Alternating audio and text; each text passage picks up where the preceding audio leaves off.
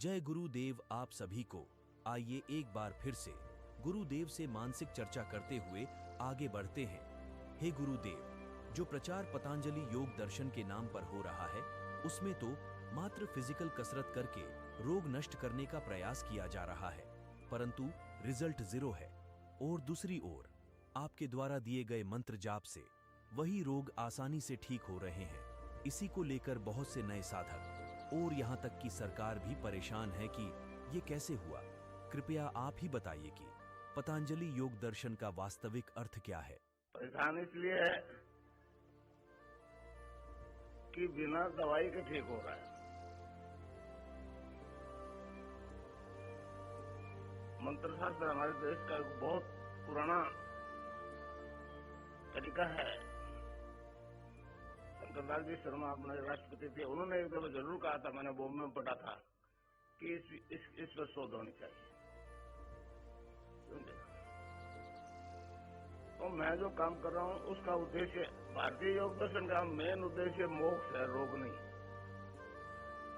पतंजलि योग दर्शन देख लो आप, आज पतंजलि योग दर्शन का बहुत प्रचार कर रहे हैं,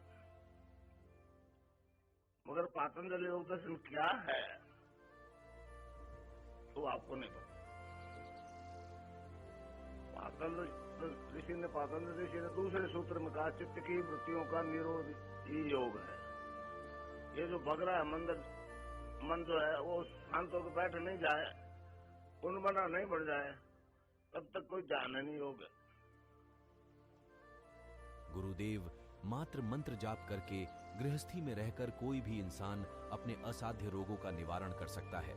और पिछले 30 सालों से बहुत से साधकों को आपने दीक्षा देकर एड्स और कैंसर जैसे असाध्य रोग ठीक भी किए हैं, परंतु कई पैसों के लालची लोगों को इससे परेशानी भी है, जिसके चलते उन्होंने आपको परेशान करने की कोशिश भी की है। इसके लिए आप क्या कहेंगे? सबसे बड़ी परेशानी उनको ये है कि एक तो मैं बिना दवाई के ठीक कर रहा हूं,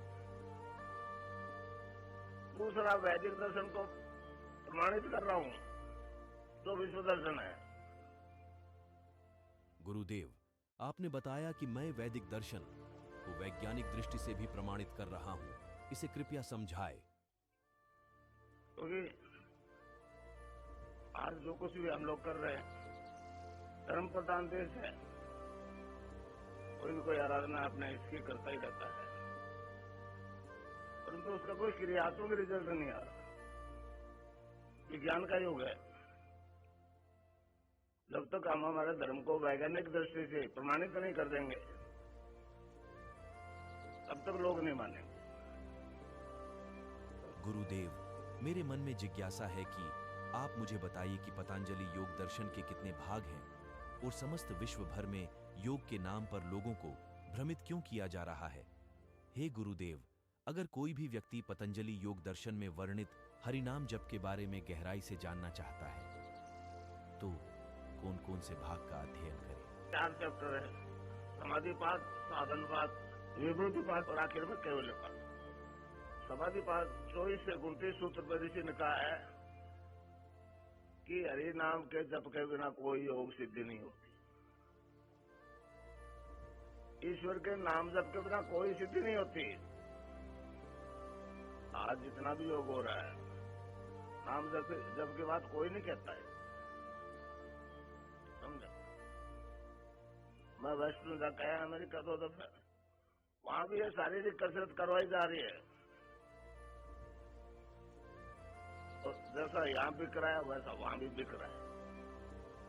गुरुदेव, मैं बहुत दिनों से बीकानेर की वो घटना जानने के बारे में इच्छुक हूं, जिसमें आपके द्वारा संचालित सिद्ध योग से ठीक हो रहे रोगों के बारे में जानकर किसी जाने माने डॉक्टर ने आश्चर्यचकित होकर आपको नोबेल पुरस्कार से सम्मानित करने की बात कही। गुरुदेव, विज्ञान के क्षेत्र में हो रही जागरूकता को देखते हुए मैं जानना चाहता हूं कि कितने प्रतिशत बीमारियों का इलाज संभव हो गया है। जो बीमारियां डॉक्टर ठीक नहीं कर पा रहे, वो अध्यात्म विज्ञान से ठीक हो रही हैं।